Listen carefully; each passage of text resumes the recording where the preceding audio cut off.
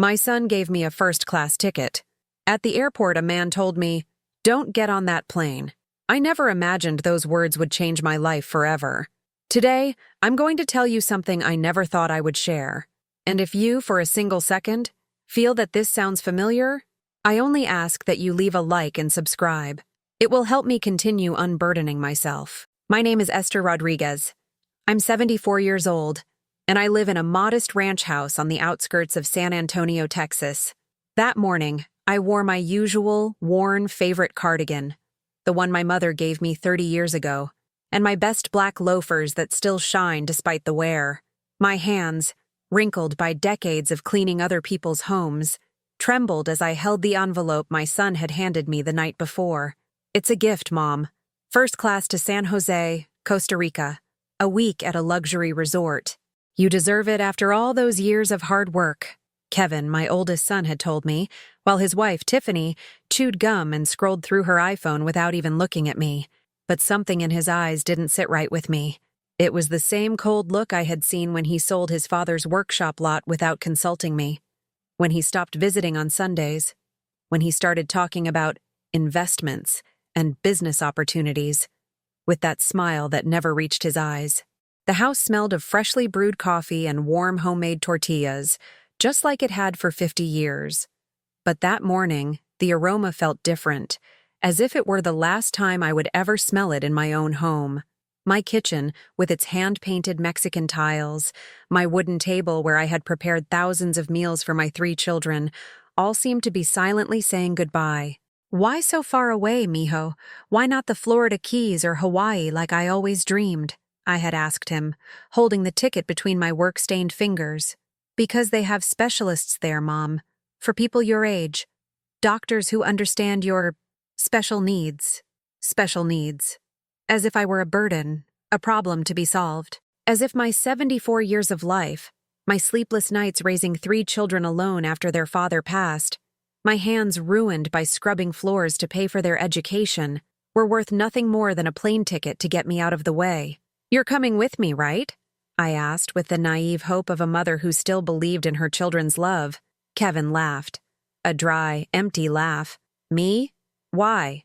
Mom, you're not a child anymore. You can travel alone. Besides, Tiffany and I have important plans this week." Tiffany looked up from her phone for the first time in the conversation and smirked with that look I knew well.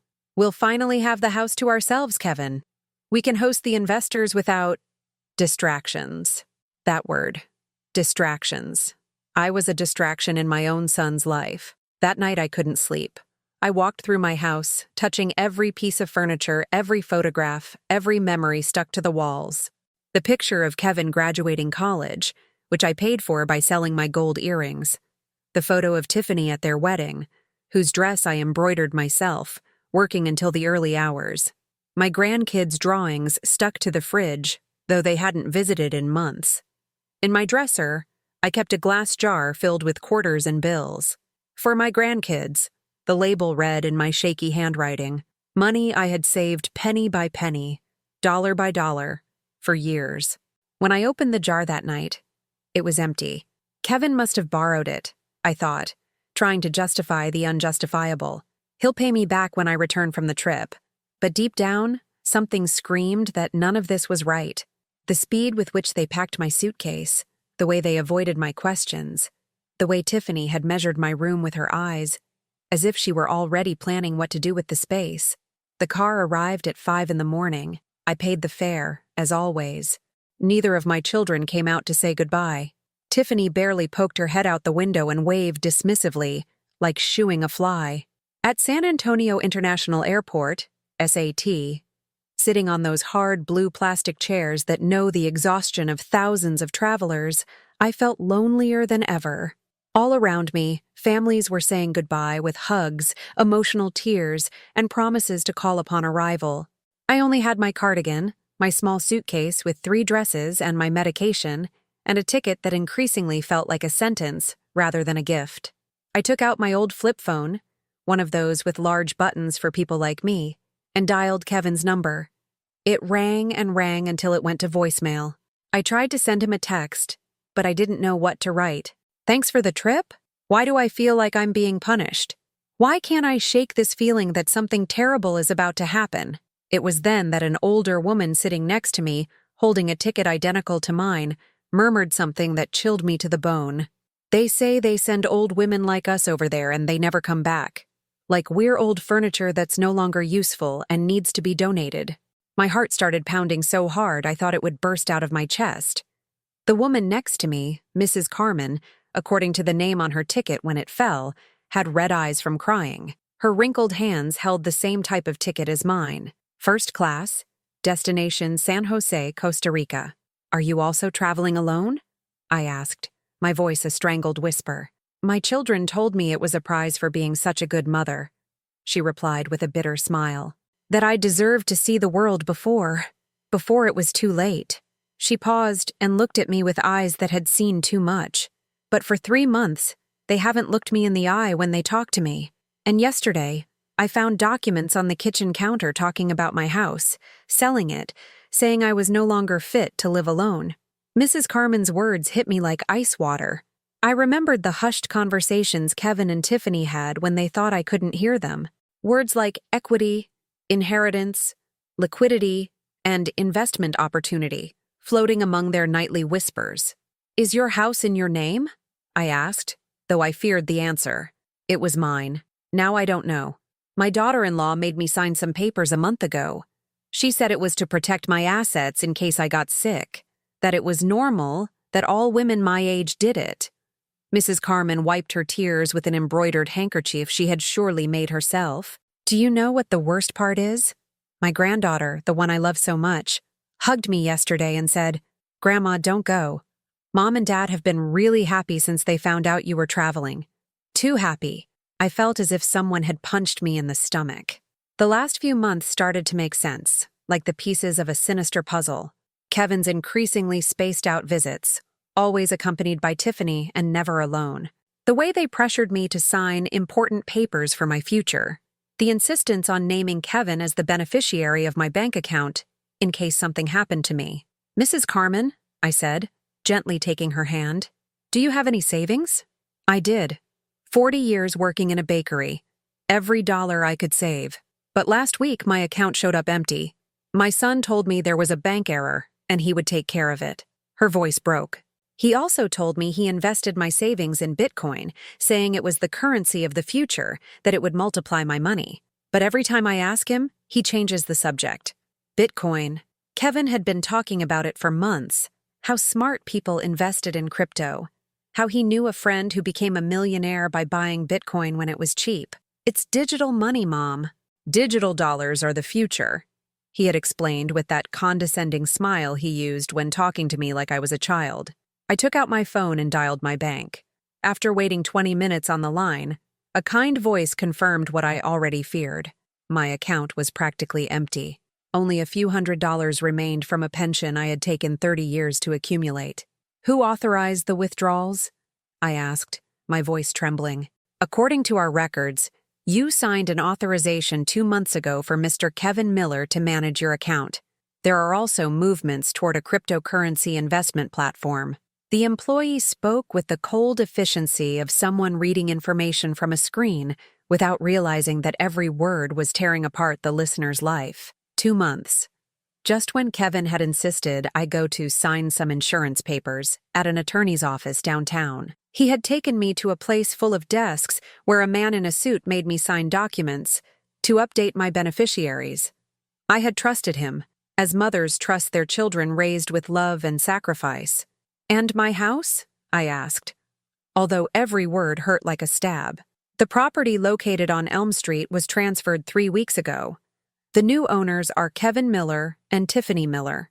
I hung up the phone and stared at the screen as if it were a mirror showing a woman I no longer recognized.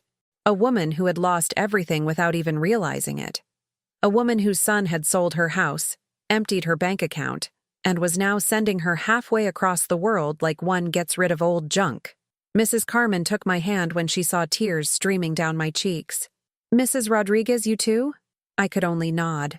The words were stuck in my throat, along with 40-odd years of shattered dreams. It was then that a third woman appeared in our row of seats. Mrs. Rose, about 70, cried silently while holding a ticket identical to ours. When we invited her to sit with us, her story was a painful echo of ours. Children who convinced her to invest her money in the stock market, a house sold for her own protection, a trip to Costa Rica presented as a gift, but which felt more like banishment.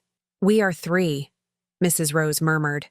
"Three mothers who raised children, and now we are the hindrance that needs to be removed."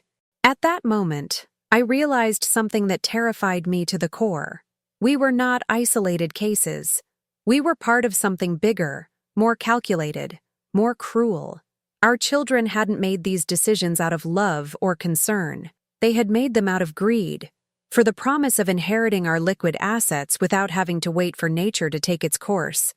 The airport loudspeaker announced that our flight would begin boarding in 30 minutes.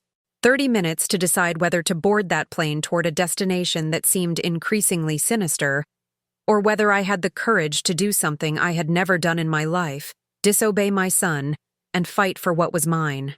I was paralyzed in that plastic chair, holding my ticket with trembling hands, when a man approached the three of us. He wore a well-pressed gray suit, looked about 50, and walked with the confidence of someone accustomed to solving complicated problems. "Mrs. Esther Rodriguez?" he asked respectfully, addressing me directly. My heart stopped. How did he know my name? Had Kevin sent him to make sure I got on the plane? Paranoia gripped me like a fever. "Yes, that's me," I replied, my voice breaking. "My name is Robert Mendez, SK. I come on behalf of someone who cares about you very much. Please, do not get on that plane." He handed me a thick manila envelope, the kind used in important offices. "Read this carefully. Your life may depend on it." Mrs. Carmen and Mrs. Rose leaned in as I opened the envelope with clumsy fingers. Inside were copies of documents I didn't initially understand. Papers with law firm letterheads, official seals, signatures that looked like mine but that I didn't remember making. The first document hit me like a bolt of lightning. Authorization for international medical transfer. Patient Esther Rodriguez. Diagnosis: progressive senile dementia. Destination: Serenity Coast Wellness Center, Costa Rica. Duration: indefinite. This cannot be real," I murmured, reading the words over and over. "I don't have dementia. I'm perfectly fine." Mr. Mendez sat down opposite us and spoke with the patience of a father explaining something difficult to his daughter. "Mrs. Rodriguez, your son falsified medical documents to declare you mentally incapacitated. With those papers, he can take complete control of your assets and send you to an institution abroad without your genuine consent." He pointed to another document. "This is the power of attorney you signed 2 months ago. Do you remember signing it?" Of course I remembered. Kevin had told me it was to protect my assets in case of a medical emergency. I had trusted him, as I had trusted him my whole life. "And this," the lawyer continued, showing me another paper, "is the deed of transfer for your house, signed the same day as the power of attorney." The world faded around me. In a single day, without realizing it, I had signed away my freedom, my home, and my future. Everything handed on a silver platter to a son who saw me as an investment that no longer yielded returns. "But who gave you these documents?" I asked, still unable to process the magnitude of the betrayal. "Your neighbor, Letitia. She cleans the offices of Attorney Hernandez at night. When she saw your name on the documents, she knew something was wrong. She hired me to investigate." Mr. Mendez took out more papers. "What we discovered is worse than you imagine." The next document was a bank statement, but not from any U.S. bank. It was from a bank in Central America, in Tiffany Miller's name. The balance took my breath away. 2.8 million euros. "All your money, Mrs. Rodriguez. The proceeds from the sale of your house, your savings, even your pension from the last 6 months. All transferred to foreign accounts." The lawyer slowly turned the pages, as if he wanted every figure to be engraved in my memory. "Your daughter-in-law has access to nearly $3 million worth of assets that legally belong to you." Mrs. Carmen crossed herself. Mrs. Rose started weeping uncontrollably. I remained silent, trying to understand that my years of work, my sacrifices, my house where I had raised my children, all of it had been converted into numbers in a foreign bank account. "But there's more," the lawyer continued, and his voice turned grimmer. We found records of at least 12 other women in similar situations, all mothers over 60, all with children who have declared them incompetent, all with tickets to the same clinic in Costa Rica. 12? Mrs. Carmen asked in horror. It's a business, ladies. The children get the liquid assets, the mothers disappear into institutions where no one will look for them, and the clinics charge fortunes to keep them sedated and isolated. Mr. Mendez closed the folder. It's perfect because it's legal. You signed the documents. Your son has legal power over you. The clinic has medical authorization to retain you indefinitely. I brought my hands to my chest because I felt my heart was going to give out. My whole life had been a lie. My son's love, an act, my future, merchandise sold to the highest bidder. And what can I do? I asked with the voice of a woman drowning and desperately seeking something to hold on to. Don't get on that plane, the lawyer repeated. I have contacts at the district attorney's financial crimes unit. If you file a complaint, we can stop all this. Recover your money, your house, your freedom. But my son? Your son will go to jail, Mrs. Rodriguez, for fraud, misappropriation of funds, forgery. Tiffany, too, and everyone else involved in this network. I heard hurried footsteps before I saw Kevin running towards us like an enraged bull. His face was red with fury, and for the first time in my life, I was afraid of my own child. Mom, what the hell are you doing? He yelled, not caring that the entire airport could hear him. Who is this guy? Why aren't you in the first-class lounge?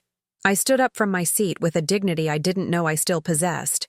Kevin, I said, looking him straight in the eyes for the first time in months, I am not getting on that plane. His face transformed into something I had never seen. He was no longer my son. He was a desperate, dangerous stranger.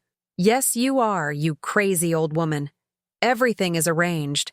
We already paid for everything. You can't do this to me. Pay whom, mijo? With my own money? The question froze him. In his eyes, I saw the exact moment he realized I knew everything. The silence between Kevin and me lasted only a few seconds, but it felt eternal. In those moments, I watched his face shift from shock to desperation, and finally to a rage I never thought he was capable of directing toward his mother. You don't know what you're saying, Mom. You're confused. That's exactly why you need medical help, he said, trying to regain composure, but his voice was trembling. This man is filling your head with lies. Lies? I showed him the documents Mr. Mendez had given me. Are these lies, Kevin? Is the sale of my house a lie? Are the 2.8 million euros in Tiffany's account a lie? His face completely broke down. He looked around nervously, as if seeking an escape, an excuse, anything to get him out of that moment. Mom, we invested your money. We made it grow. It's all in stocks, investment funds, assets that will give you better returns. We were going to surprise you when you returned. What did you invest in, Kevin? Bitcoin like you told Mrs. Carmen? I pointed to my unfortunate companion who was still weeping. Or the stock market like you told Mrs. Rose? I watched him swallow hard. His lies were crumbling one by one. It's complicated to explain. They're investment strategies you wouldn't understand. You trusted me to handle your finances, remember? I trusted you because you are my son, I replied, and my voice sounded stronger than it had in years. I trusted you because I raised you, because I gave you everything I had, because I thought you loved me. Of course I love you, he shouted, attracting the stares of other passengers. That's why we're doing this, because in that clinic you'll be better cared for. They have 24-hour nurses, specialist doctors, treatments with the best technology. Mr. Mendez approached and showed him another document. Mr. Miller, this is the contract you signed with the Serenity Coast Wellness Center. Can you explain to your mother the clause specifying that patients with severe dementia cannot receive family visits during the first 2 years of treatment? Kevin turned pale. That's temporary, until she stabilizes. And this other clause authorizing permanent sedation in case the patient becomes aggressive or uncooperative? Enough, Kevin exploded. Mom, that guy is a scammer. He's trying to steal from you. I'm your son. I would never hurt you. It was then that Tiffany appeared, running toward us, carrying a large suitcase, her hair disheveled. Her panicked face confirmed she knew exactly what was happening. "Kevin, what are you doing here? The old woman was supposed to be on the plane already," she said, not realizing I could hear her perfectly. "The old woman is standing right here, Tiffany," I replied with a calmness that surprised me. "And the old woman wants to know why you were packing that suitcase so quickly." Tiffany looked at me as if she had seen a ghost. In her eyes, there was no trace of the feigned respect or affection she had shown me for years. "Esther, we were going to," she stammered. "You were going to run?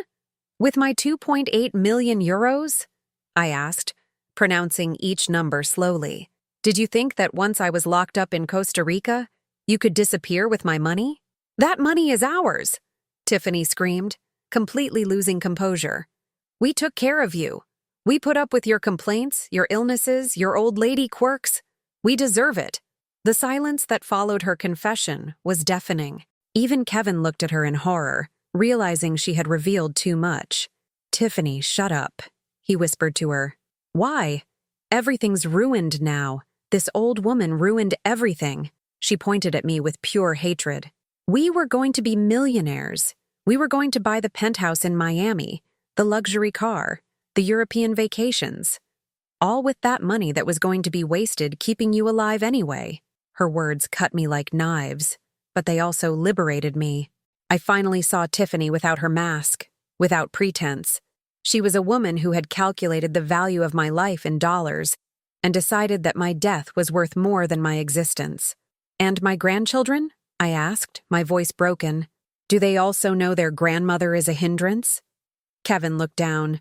"The children don't understand these things. The children know perfectly well that you haven't let them see me for months," I replied. "Did you tell them their grandmother had gone crazy? That she was dangerous? Mom, please? Did you tell them their grandmother was a burden that needed to be removed?" My scream echoed throughout the airport.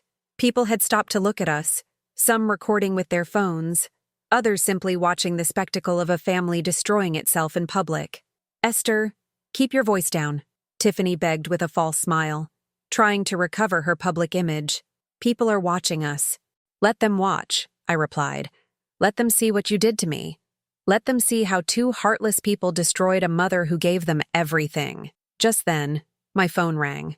It was a number I didn't recognize, but something told me I should answer. "Mom?"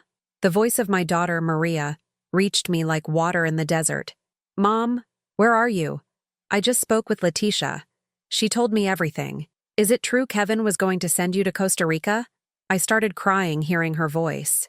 Maria, my youngest daughter, who lived in Dallas and whom I saw only a few times a year because of the distance, but who always called me every Sunday.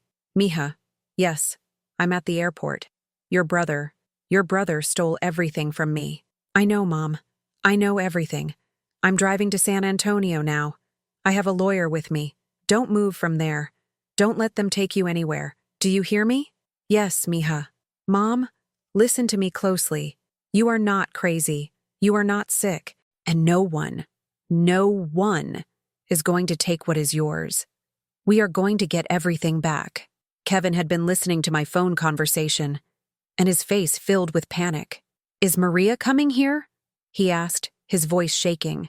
"Yes," I replied, standing straighter than I had in years. "And she's bringing a lawyer." Kevin's face transformed into something I had never seen. It was like watching a desperate and dangerous cornered animal. Tiffany started pacing like a caged cat, murmuring things about ruining everything and years of planning wasted. "Mom, Maria doesn't understand the situation," Kevin said, trying to sound reasonable, but his voice cracked. "She lives far away. She hasn't seen how you've been lately. The episodes of confusion, the forgetfulness." "What forgetfulness, Kevin?" I asked, staring at him. "When have I been confused?" "Well, the other day you couldn't remember where you put your medicine because you had moved it," I interrupted. "I found it in your room when I went looking for my cardigan that Tiffany had borrowed." Mr. Mendez approached and showed me another document that chilled me. "Mrs. Rodriguez, this is a falsified medical report. According to this paper, you have been taking medication for dementia for the last 6 months." I took the document with trembling hands. Indeed, there was my name and the prescription for a medication I had never seen in my life. "Kevin," I said with a voice that came from the depths of my being, "were you drugging me?" "No, of course not," he shouted, but his eyes avoided mine. "The white pills you gave me for high blood pressure," I continued, as memories cleared like dissipating fog. "Those pills that made me feel confused, drowsy, that made me forget things. They were for your own good, Mom. To keep you calm." "To keep me calm? Or to keep me compliant while you stole my life?" Tiffany burst out again. "Enough of this drama. Esther, the plane is about to take off. If you don't board now, we lose all the deposits, all the arrangements. You're going to cost us a fortune." "A fortune?" I replied with a bitter laugh. "Tiffany, you already stole my fortune. The only ones who are going to lose something here are you." Just then, more people started arriving in our area.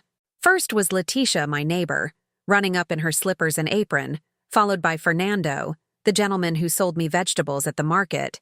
"Esther, dear!" Letitia cried, hugging me. "Thank God you didn't get on that plane." "Letitia, you knew?" "Honey, I clean the attorney's offices at night. When I saw your name on those papers, when I read what they were going to do to you," she crossed herself. "I couldn't stay quiet. You don't mess with a mother. A mother is respected." Fernando approached Kevin with a terrifying look on his face. "You wretched boy," he said in a grave voice. "Your mother cleaned houses to pay for your education. Your mother sold tamales at 5 in the morning to buy you school supplies. Your mother walked an hour to save the bus fare to buy you shoes. And this is how you repay her?" Kevin backed away. "You don't understand, Fernando. These are family matters." "This is not a family matter," Letitia shouted. "This is robbery. This is betrayal." More people from the neighborhood started arriving. Mrs. Rose, who sold flowers on the corner, young Mario, who fixed cars at his garage, even the Hernandez family, who owned the grocery store. Everyone had come to the airport after Letitia told them what was happening. "Esther is part of our neighborhood," Mrs. Rose said. "We've seen her work her entire life. We're not going to let her own children betray her." Tiffany was furious. "This is ridiculous. It's a bunch of ignorant people getting involved in things that don't concern them." "Ignorant?" Fernando retorted. "Ma'am, I have an elementary education and some high school, but I know a thief when I see one." Just then, my phone rang again. It was Maria. "Mom, I'm arriving at the airport now. I'm in the parking garage. Are you still in the terminal?" "Yes, mija. I'm here with all the people from the neighborhood." "What?" Letitia organized the neighbors. "They came to support me." I heard her crying on the other end of the line. "Mom, I'm so sorry. Forgive me for living so far away, for not realizing what was happening. It's not your fault, Mia."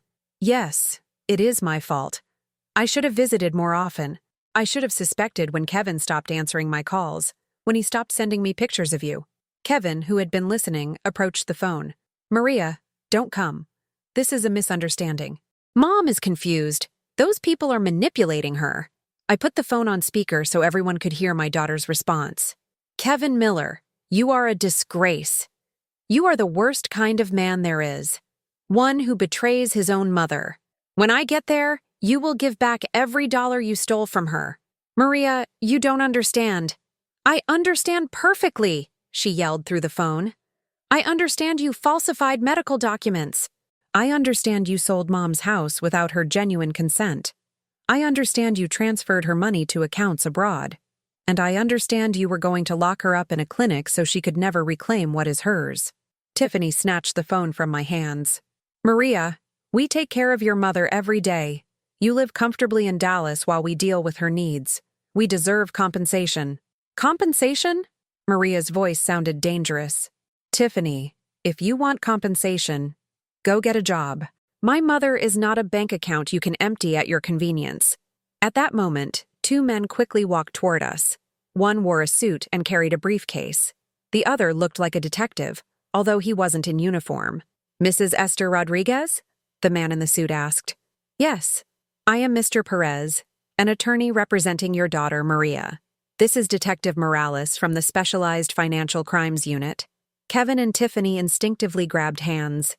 The detective addressed Kevin. "Mr. Miller, We need you to accompany us to answer some questions regarding unauthorized transfers and the forgery of official documents.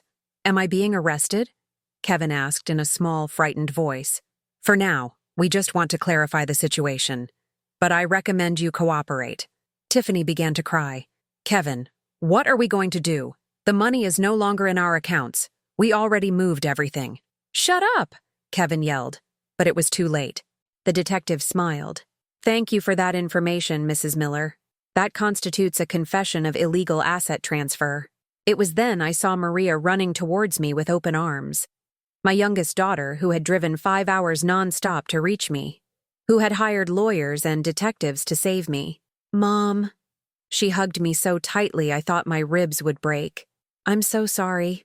You will never be alone again. Maria's embrace felt like coming back to life after months of being spiritually dead. I cried in her arms as I hadn't cried since I was a frightened child. And for the first time in so long, I felt safe. Mija, I thought I had gone crazy, I whispered in her ear. I thought I really was losing my mind. Mom, you have never been saner in your life, she replied, wiping my tears with her hands. What they did to you was criminal. Detective Morales approached us with a recorder in his hand. Mrs. Rodriguez, I need you to tell me everything from the beginning. Every detail can help us recover your assets and prosecute those responsible. I began to tell my story while Kevin and Tiffany sat on the airport chairs like two criminals awaiting sentencing. Every time I mentioned a date, Mr. Perez took notes and verified documents in his briefcase. The medicines Kevin gave me, I explained, made me feel confused, like I was in a constant fog. The detective nodded. It's a common method in these cases. Drugging the victim with mild sedatives to create evidence of mental deterioration. And my grandchildren? I asked, my heart aching. Did they know? Maria took my hands. Mom, last night I went to Kevin's house to talk to the kids. Sophia, the oldest, told me Dad had told them you were going to a hospital because you had gotten mentally ill. I felt a dagger twist in my chest. My own grandchildren had grown up thinking their grandmother was crazy. But Sophia told me something else, Maria continued. She told me she heard her parents talking about money, big houses, new cars. The girl didn't understand everything, but she knew something was wrong. The detective addressed Kevin. Mr. Miller, the transfers you made total 2.8 million euros. We also found movements to cryptocurrency trading platforms worth an additional $340,000. Can you explain these movements? Kevin stammered. They were investments. To grow my mother's money. Investments? The detective asked sarcastically. Like this $500,000 transaction to an online casino in Malta? Or this other $200,000 to a sports betting company? Kevin's silence was more revealing than any confession. Tiffany began to cry hysterically. It was him. It was all his idea, she shouted, pointing at her husband. I didn't know he was going to bet the money. He told me they were safe investments. Tiffany, shut up, Kevin yelled, but she had lost all control. He spent everything on online poker. He lost millions on football bets. He kept saying he could double the money, that he knew winning systems. Tiffany turned to me desperately. Esther, I tried to stop him. When I saw he was losing so much money, I told him to stop. Then why did you go through with the plan to send me to Costa Rica? I asked her. Because it was too late. We had already falsified the documents. We had already sold your house. If we didn't send you away, you would have realized there was nothing left. The detective smiled, satisfied. Another recorded confession. Thank you, Mrs. Miller. Letitia, who had been listening in silence, approached Kevin with a terrifying fury. Demon child, she said, her voice trembling with anger. Your mother sold tamales at 5 a.m. to feed you. She cleaned houses with a fever to pay for your school. She walked miles to save the bus fare to buy you supplies. And you gambled away her entire life savings? Letitia, you don't understand. I was going to get it all back. I had a system. System, Fernando shouted. The only system you have is being a parasite. Maria turned to Mr. Perez. What can we recover? The house can still be reversed because the sale was made with falsified documents. The money will be more complicated, but we have located some accounts where there is still liquidity. The lawyer reviewed his papers. I estimate we can recover between 60 and 70% of the assets. And the rest? I asked. Lost to gambling, Mrs. Rodriguez. Your son gambled away his own children's inheritance. The reality of everything I had lost hit me like an avalanche. It wasn't just my money. It was my grandchildren's future, the education I had wanted to give them, the security I had built throughout a lifetime of work. The detective stood up. Mr. Miller, Mrs. Miller, you'll have to come with us. You are under arrest for fraud, forgery of documents, misappropriation of funds, and elder abuse. When the officers handcuffed Kevin, he looked at me with an expression I will never forget. There was no longer any plea or regret, only resentment, as if I were guilty of ruining his plans. Mom, he said as they led him away, this is all your fault. If you had just gotten on the plane like we told you, none of this would have happened. Now my children are going to be without a father. His words cut me deeper than everything before. Even at that moment, arrested and exposed, he still blamed me. Tiffany, as she was being handcuffed, shouted, Esther, you don't know what it's like to take care of an old woman every day. We deserved that money.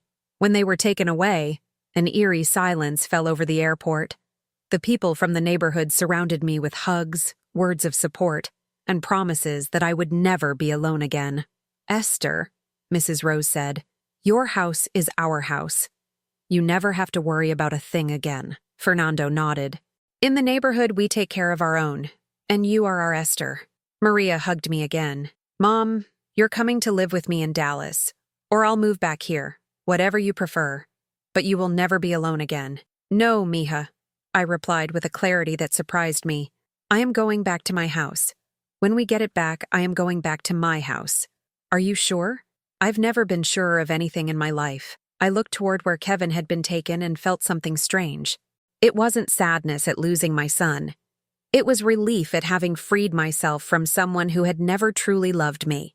Mr. Mendez, who had been observing everything in silence, approached me.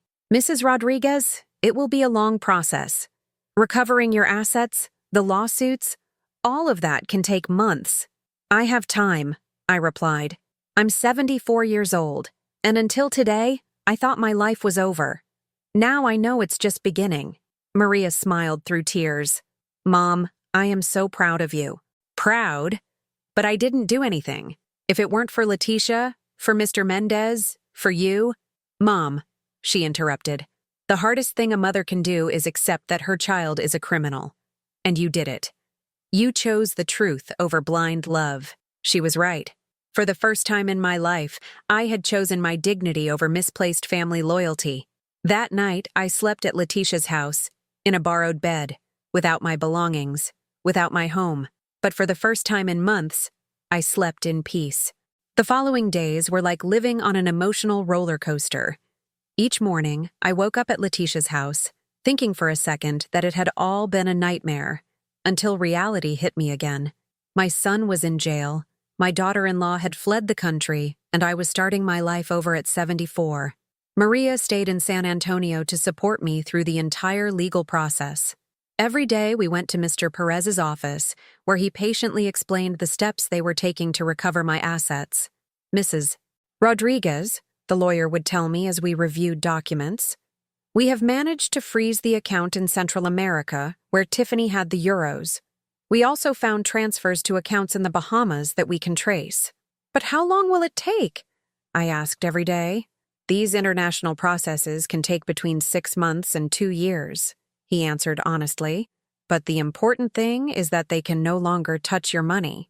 Meanwhile, I lived off the kindness of my neighbors. Leticia gave me breakfast every morning. Fernando brought me fresh vegetables from his stall. Mrs. Rose gave me a bouquet of flowers every day that first week, telling me, "So you don't forget that life is still beautiful, Esther." But the real surprise came when I went to the bank to check an old savings account I hadn't used in years. The teller, a young man about 25, checked his computer screen with a surprised look. "Mrs. Rodriguez, this account has recent activity that wasn't showing in our main system." "How?" "Your son apparently didn't know about this account. There have been automatic pension deposits accumulating over the last 3 years." The young man continued typing. It's about $7,500? I felt like I could breathe for the first time in weeks. It wasn't a fortune, but it was my money. Money that Kevin and Tiffany had never touched because they didn't even know it existed. "Can I withdraw some?" I asked timidly. "Ma'am, you can withdraw all of it if you want. It's your money." I withdrew $1,000, and for the first time in months, I could buy my own groceries, my own medicines, and even a new dress at the local market.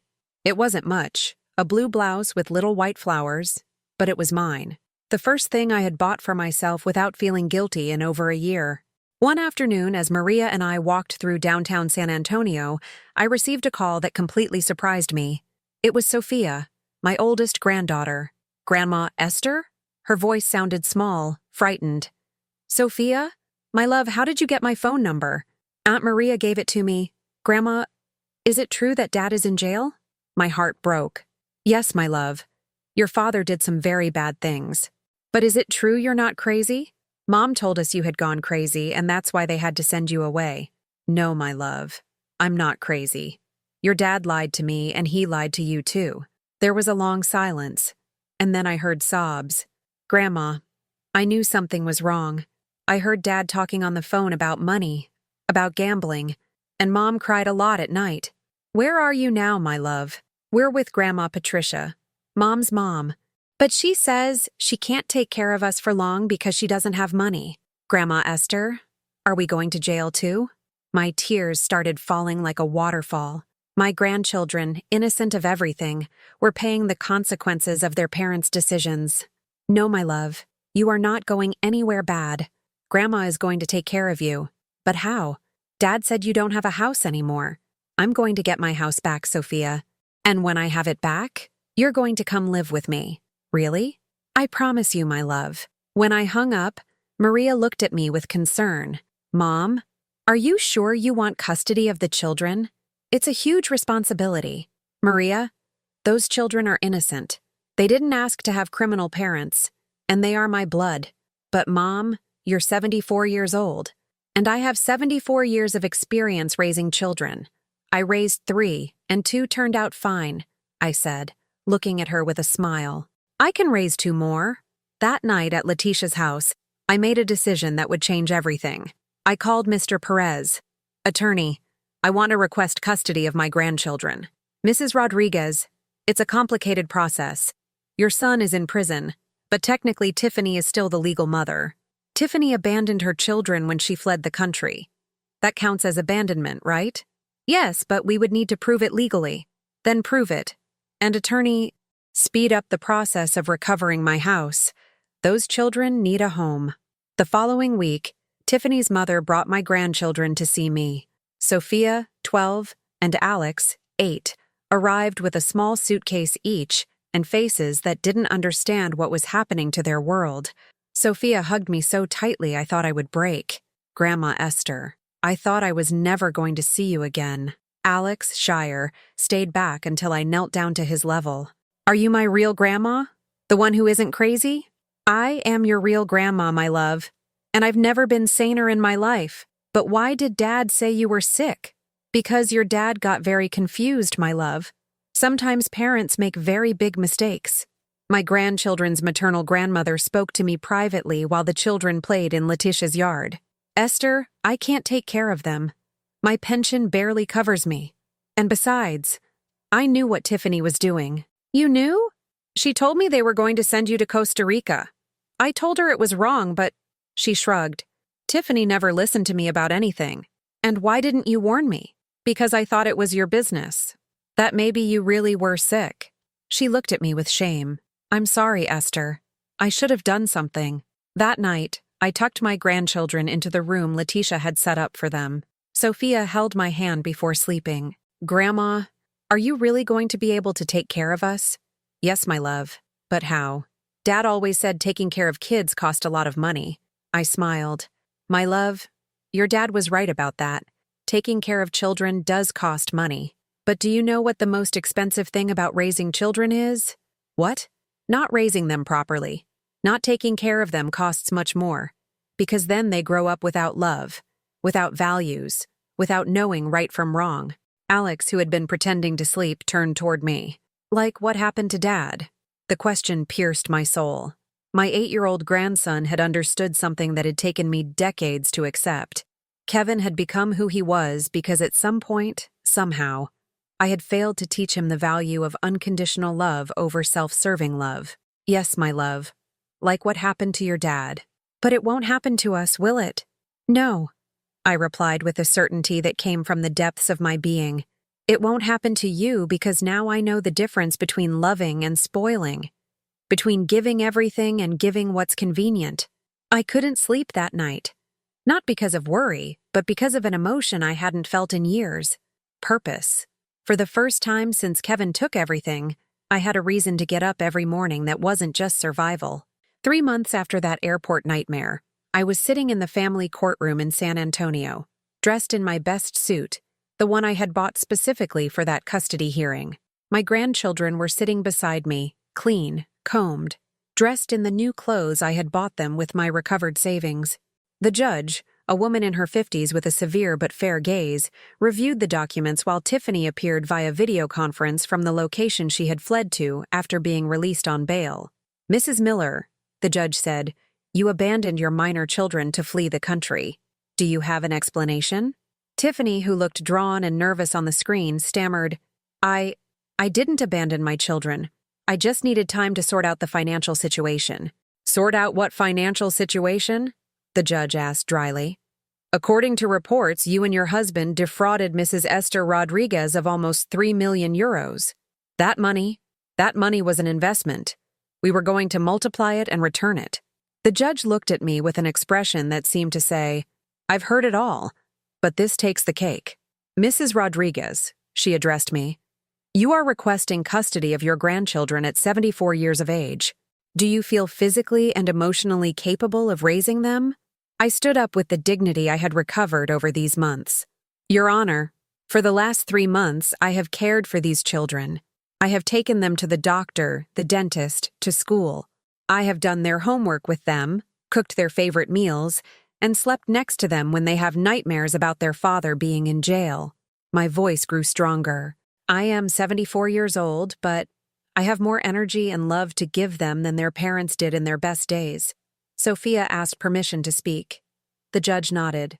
"Judge, I want to stay with my grandma Esther. I'm not scared with her. With my parents, there were always shouting, always money problems, always fighting." Sophia spoke with a maturity that broke my heart.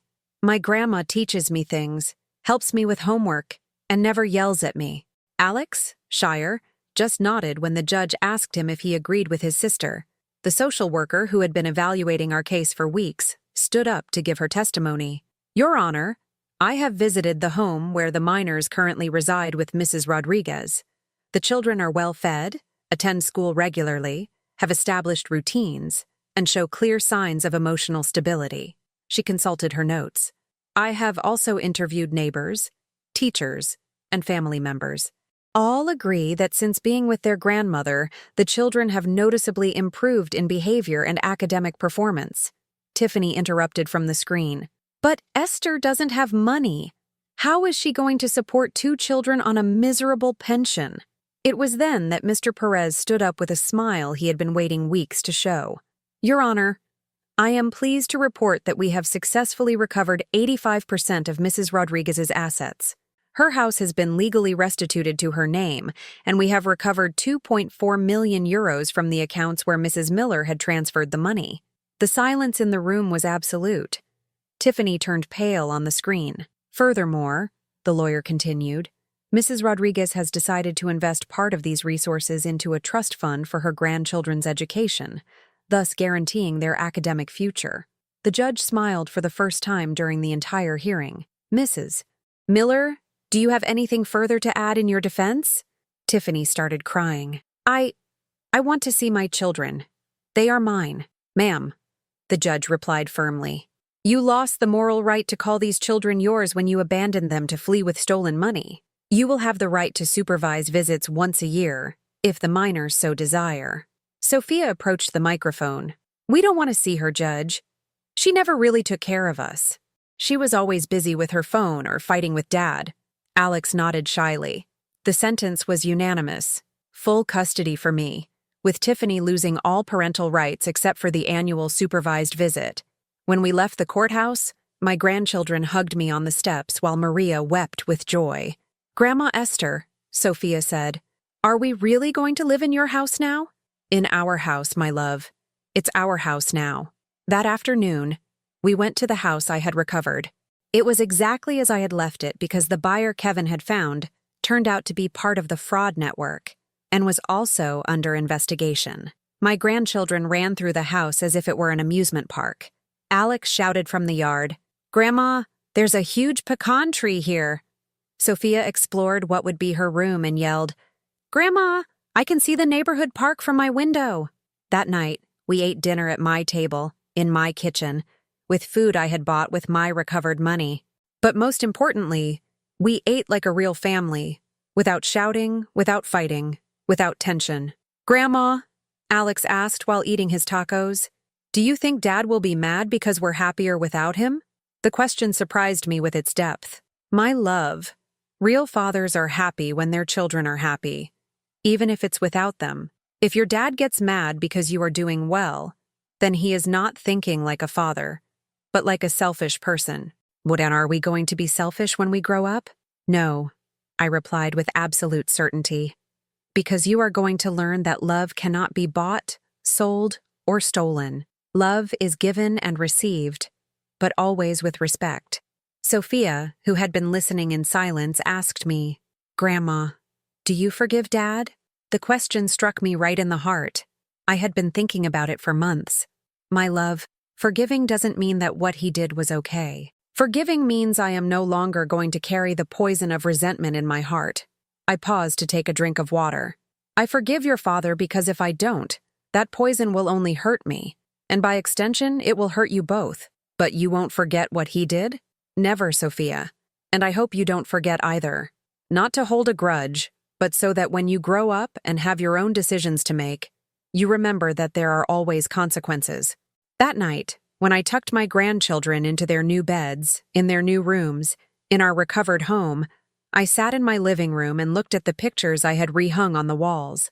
There were photos of Kevin when he was little, when he still hugged me with genuine love. There were photos of Maria at her graduation, radiant with happiness. And now I had new photos. Sophia and Alex on their first day of school after coming to live with me, smiling like they hadn't smiled in years. I hadn't thrown away Kevin's pictures. I had put them in a separate album, not out of spite, but as a reminder that even the most beautiful stories can take dark paths if they are not tended with real love instead of selfish love. For the first time in years, I didn't go to sleep thinking about what I had lost. I went to bed thinking about what I had gained: self-respect, a second chance at motherhood, and the certainty that I was worth more than anyone, even my own son, had led me to believe. That night, I slept the deep sleep of someone who had recovered not only her assets, but her dignity.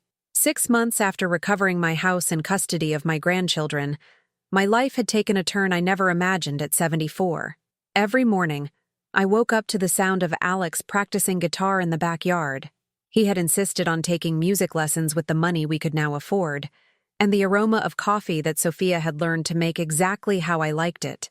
It was a Thursday morning when I received a call that would change everything again, but this time for the better. "Mrs. Esther Rodriguez?" asked a professional female voice on the other end of the line. "Yes, speaking. This is attorney Patricia Hayes, calling from Channel 5 News Investigates.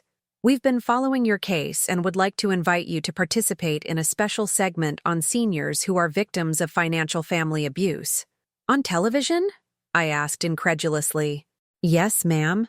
Your story reached us through the court records, and we believe it could help many other people going through similar situations." Sophia, who had been listening to the conversation, gestured excitedly. Alex stopped playing the guitar and ran over. "Grandma, are you going to be interviewed on TV?" he asked, eyes gleaming. "I don't know, my love. I haven't said yes yet." Attorney Hayes continued, "Mrs. Rodriguez, we've received over 50 calls from older individuals who say they are experiencing situations similar to yours. Some are already in legal processes. Others are just starting to suspect something is wrong." 50 people? I couldn't believe it. Yes, ma'am. And that's just in the San Antonio area. The problem is much bigger than we imagined. That afternoon, Maria drove down from Dallas to discuss the proposal with me. We sat in the backyard under the pecan tree where Alex had built a birdhouse, while my grandchildren did homework in their rooms. Mom, do you really want to expose yourself publicly like this? Maria asked with concern. Maria, if my story can prevent just one mother from going through what I did, it's worth it. But they will ask intimate details. They will pry into the pain. I already lived through the pain, Mija. Now I want it to be used for good. 2 weeks later, I was sitting on the most elegant television set I had ever seen, with bright lights and huge cameras pointing at me. The host, a young and elegant woman named Amelia Grant, treated me with the respect and warmth I had missed for so long. Mrs. Rodriguez, the interview began, tell us how you first started to suspect something was wrong. I told my story from the beginning, from the pills that confused me to the moment at the airport when Attorney Mendez handed me those devastating documents. I omitted nothing. The humiliation, the fear, the betrayal, but also the strength I found when I decided not to board that plane. What would you say to mothers watching this program who suspect their children are taking advantage of them? I would tell them to trust their gut instinct, I replied, looking directly into the camera. If something feels wrong, it probably is wrong. And I would tell them not to be afraid to investigate. It is your money, it is your life, and you have the right to know what is happening with your assets.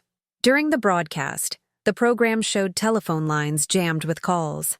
The host announced that over 200 people had called during the hour my interview aired. But the real surprise came 3 days later. I was in the kitchen preparing dinner when the doorbell rang. I opened the door and found a woman in her 60s, well-dressed, weeping. Mrs. Rodriguez, I'm Guadalupe Martinez. I saw your program on TV. Please come in, Mrs. Martinez. What can I do for you? Mrs. Rodriguez, I believe my son is stealing from me, but I don't know how to prove it and I don't know who to turn to. I offered her coffee, and she sat in my living room while she told me a story that sounded like a painful echo of mine.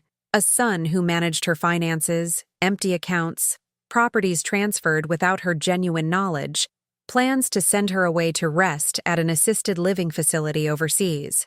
Do you have the documents you signed? I asked her. Some. But my son says the others are in his office, that they are too complicated for me to understand. I gave her Mr.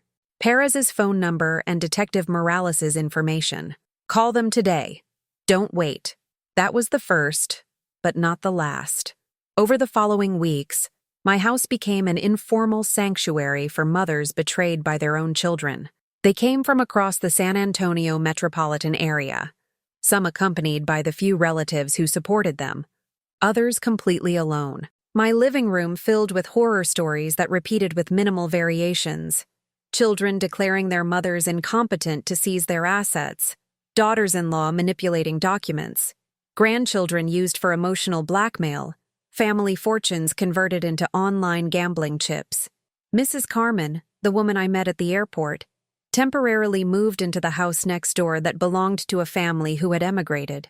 Her case had also been resolved favorably, recovering 70% of her assets.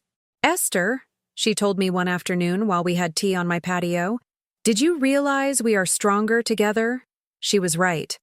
Among all the women who had come to my house seeking help, a support network had formed that none of us had had when facing family betrayal alone. Sophia and Alex adapted incredibly well to this new dynamic. My granddaughter helped the older women use their phones to call lawyers or supportive children. Alex, with his 8-year-old innocence, asked them things like, "Why do sons treat their moms badly?" with a sincerity that often provoked deep reflection. One afternoon, while helping Mrs. Esperanza organize the documents she needed to sue her son, Sophia approached me. "Grandma Esther, do you think we would ever be capable of doing something like that to you when we grow up?" The question hit me because it was the same one I asked myself every night. Sophia, you are learning something your dad never learned. That money is not more important than people. And you are seeing the consequences of mistreating someone who loves you. I hugged her. Besides, you are growing up knowing that love is not bought with expensive gifts or empty promises. It is built with respect, with time, with being present in difficult moments. And what if one day we forget that? Then I hope I have the courage to set boundaries, as I should have set boundaries for your father since he was a child. Alex, who had been listening, asked, "Grandma, do you think Dad can change?" That was the hardest question of all. My love, people can change, but only if they want to change. And so far, your father keeps blaming me for his problems instead of accepting that he made bad decisions. That night, after tucking my grandchildren in, I sat in my new rocking chair. I bought one with the recovered money because the old one had broken while the house was abandoned, and reflected on how my life had taken a completely unexpected turn. At 74, I had become an activist without intending to. My house was a support center for older women victims of family abuse. My grandchildren were growing up with strong values and an early understanding of justice. And I, for the first time in decades, felt useful in a way that went beyond serving others out of obligation. It wasn't the life I had planned, but it was the life I had chosen after recovering my freedom to choose. A year after my television appearance, my life had transformed in ways I never would have imagined. The house that had once been the scene of my humiliation was now known throughout the San Antonio area as the Esther Center, a refuge where betrayed mothers could find support, legal guidance, and above all, the certainty that they were neither crazy nor alone. The state government had formalized our work. Attorney Patricia Hayes, who had interviewed me on TV, helped us secure official support from the State Agency on Aging to create the first Elder Justice Initiative Center for victims of financial elder abuse in Central Texas. Mrs. Rodriguez, the agency director, told me during the opening ceremony, "You have converted your pain into purpose. You have transformed your personal experience into a public service." Sophia, now 13 and more mature than many adults I knew, helped me organize the files of the women who arrived each week. She had learned to use computers better than me and kept a digital record of all the cases we handled. "Grandma Esther," she told me one afternoon while updating the database, 847 women have come to ask for help so far." 847? I couldn't believe it. Yes, and according to the statistics I compiled for my school project, we have managed to help 623 of them recover at least part of their assets.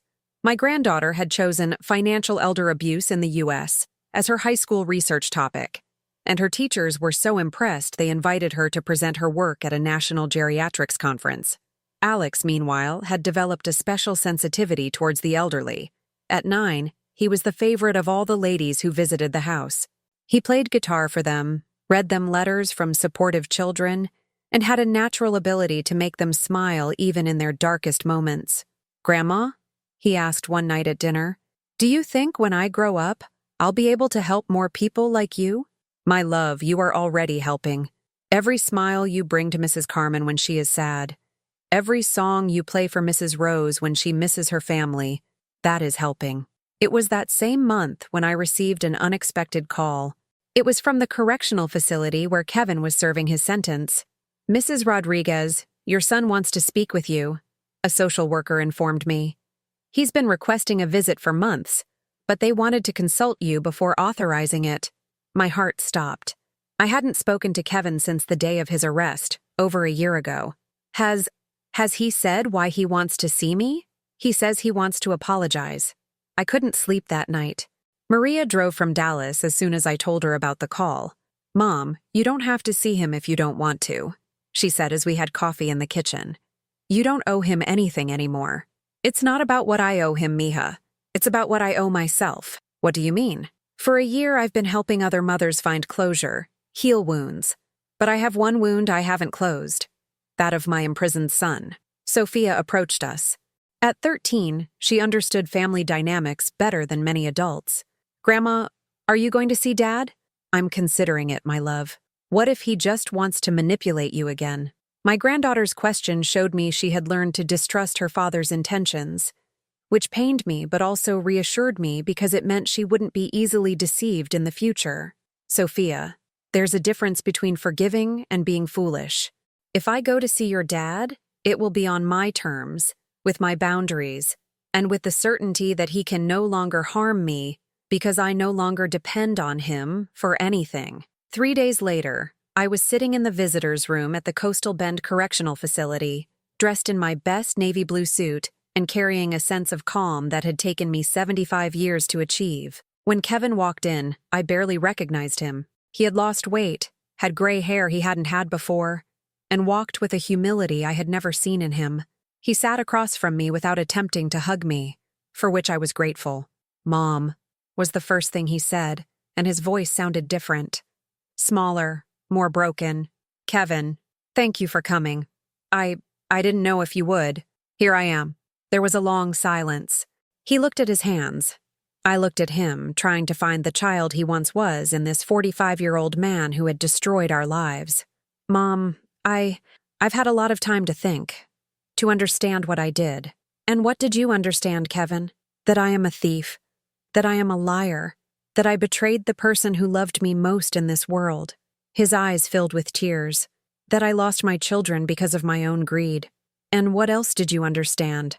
That maybe I never valued you the way I should have, that I always saw your sacrifices as something I was owed instead of gifts you gave me." It was the first time in my life I had heard Kevin acknowledge something like that. "Kevin, why did you ask me to come?" "Because I want to ask for your forgiveness. Not so you'll get me out of here. Not so you'll help me with anything. Just so you know that I understand the damage I caused you. And you expect me to forgive you?" "No, Mom. I don't expect anything. I no longer have the right to expect anything from you." His words reached me in an unexpected way. For the first time, Kevin wasn't trying to manipulate me or get something from me. For the first time, he seemed to be speaking from a place of genuine repentance. "Kevin, do you know what has happened this past year?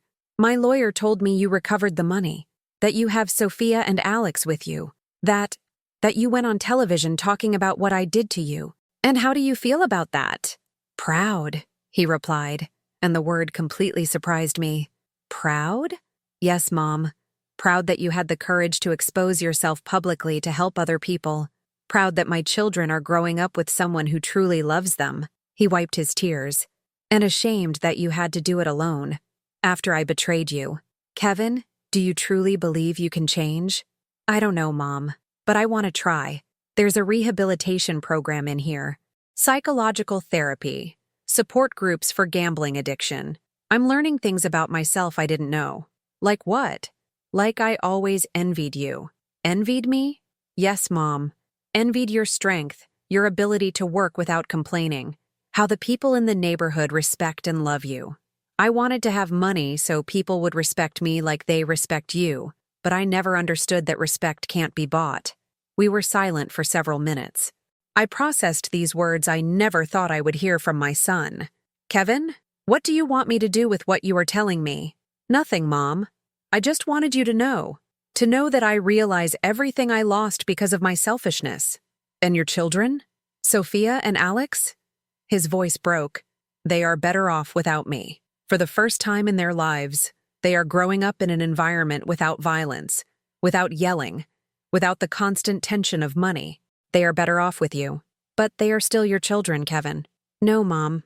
Biologically, yes. But as a father, I lost that right. You are their mother now, in every way that matters."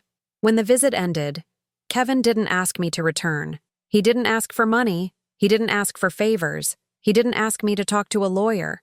He only asked me to take good care of his children and that, if they ever asked about him, I tell them the truth. "What truth, Kevin?" "That their father made terrible mistakes, that he hurt the person who loves them most, but that in the end, he understood the value of what he had lost." On the drive back home, I cried.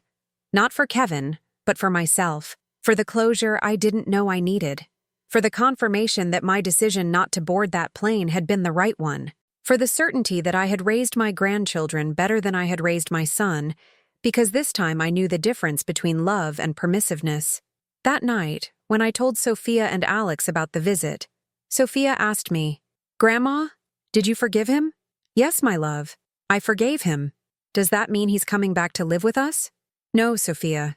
Forgiving doesn't mean forgetting the consequences. Your dad can change. He can become a better person, but the decisions he made have results that will last forever. Like us living with you instead of him?" "Exactly like that, my love." 2 years after that prison visit, my life had achieved a stability I never thought possible.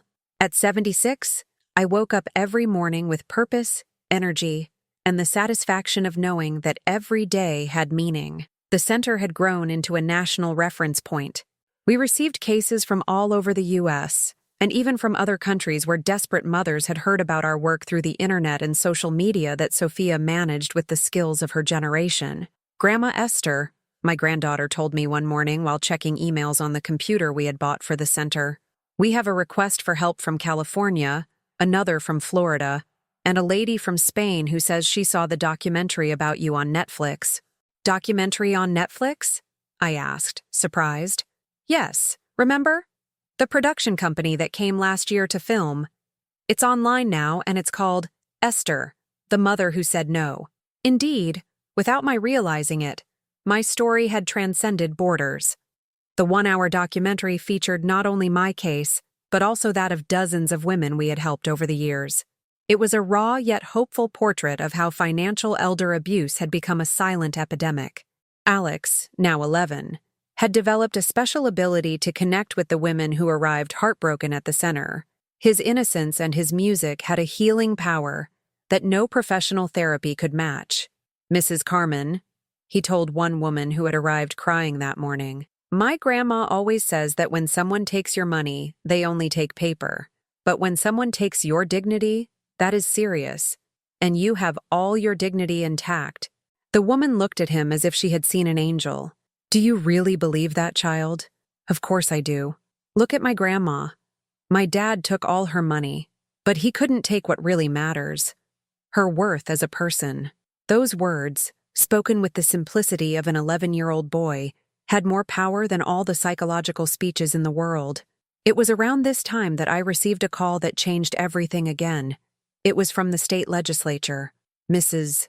Rodriguez, this is State Representative Eva Gonzalez speaking. We are working on a new bill to protect seniors from family financial abuse, and we would like you to be part of the consulting committee." "Me? But I'm not a lawyer, or a politician, or anything like that." "Mrs. Rodriguez, you are something much more valuable. You are a survivor who became an advocate.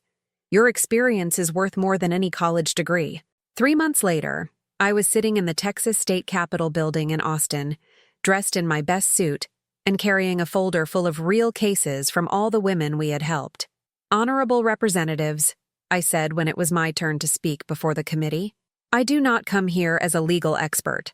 I come as a 76-year-old mother who was nearly locked away in a clinic in Costa Rica so her son could steal her assets without consequences." The silence in the room was absolute. I told my story one more time, but this time with a different purpose: to change the laws so that no mother would ever have to go through what I did. The difference between my case and the thousands of women who weren't as lucky is that I had someone warn me in time. But what about the women who don't have that luck? What about those who are already locked away in institutions because they signed documents without understanding what they were signing? I presented statistics that Sophia had compiled. In the U.S., 23% of seniors have been victims of some type of financial abuse by family members. 67% of those cases are never reported due to shame or fear. And 89% of reported cases do not succeed legally because the documents appear to be in order. We need a law that protects seniors from coercive signatures, that establishes waiting periods for large asset transfers, that requires independent psychological evaluations before declaring someone mentally incapacitated. The legislators listened attentively, but it was Sophia's intervention that truly moved them. My granddaughter, now 15, had come with me as part of my testimony. "Honorable representatives," Sophia said with a maturity that filled me with pride. "I am the daughter of one of the men who tried to do this. I grew up watching my parents plan to rob my grandmother, thinking that was normal. If it hadn't been for my grandma Esther, I would have grown up believing that it's okay to treat elders like disposable objects." Her voice cracked slightly. "You have the power to prevent other children from growing up seeing their parents as criminals. You have the power to protect the grandparents of Texas." The Esther Act, as they named it in my honor, was passed unanimously 6 months later. It established specific protections for seniors in asset transactions, created a national registry of family financial abuse cases, and established stricter penalties for this type of crime. On the day of the signing, I was sitting in the front row at the governor's mansion, accompanied by Maria, my grandchildren, Letitia, Fernando, and dozens of women we had helped over the years. This law, the governor said during the ceremony, bears the name of a woman who turned her pain into purpose, her experience into wisdom, and her solitude into community. Esther Rodriguez reminds us that age does not make us vulnerable. Ignorance of our rights does. After the ceremony, a young journalist asked me, "Mrs. Rodriguez, do you feel satisfied with what you have achieved?" "Satisfied is not the right word," I replied. "I feel useful. For decades, I thought my only value was serving others without receiving anything in return. Now I know that my value is in using my experience to serve others who need it." And what message would you give to mothers who are watching this and suspect their children are taking advantage of them? "I would tell them 3 things," I responded, looking directly into the camera. "First, trust your instinct. If something feels wrong, investigate. Second, don't be afraid to ask for help. The fear of family scandal is not worth more than your dignity. And third, remember that you are worth more than any amount of money you may have." And to the children watching this, tell them to remember that their parents gave them life, not so they could collect it with interest, but so they could live it with decency. Filial love is demonstrated with respect, not with anticipated inheritances. That night, in the hotel where we stayed in Austin, Sophia asked me, "Grandma Esther, do you think Dad saw the news about the law?" "Probably so, my love. Do you think he feels proud or ashamed?" "I hope he feels both. Proud that his mother did something good with the pain he caused, and ashamed that he was the cause of that pain." Alex, listening from his bed, asked, "Grandma, are we going to be famous now?" "No, my love. We are going to continue being a normal family living in San Antonio. The difference is that now we know our experiences can help other families." "And are we going to keep helping the ladies who come to the center?" "As long as I have the strength to do it, my love." That night, lying in a hotel bed at 76, I reflected on the path traveled. From that terrible morning at the airport when I thought my life was over, to this night when my name was associated with a state law. It hadn't been the path I expected, but it was the path I needed. And for the first time in my life, I fell asleep completely at peace with myself, knowing that my existence had left the world a little better than I found it.